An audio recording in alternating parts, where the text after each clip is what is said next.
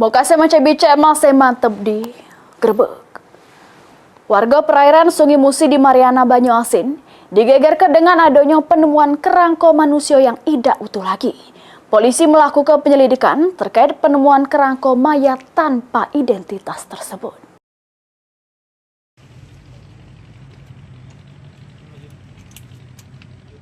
Juru keadaan tak utuh, kerangka mayat ini ditemukan pas di pinggir Sungai Musi kawasan Mariana, Banyuasin.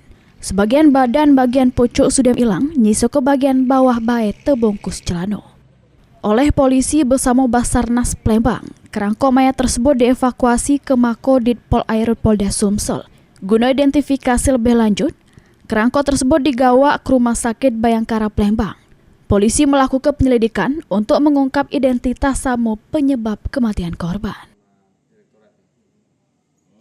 Ini dalam proses penanganan dan penyelidikan dari Direktorat Polair dan Satpol Air Polres Banyuasin. Ini kerangkanya sekarang di mana, Pak?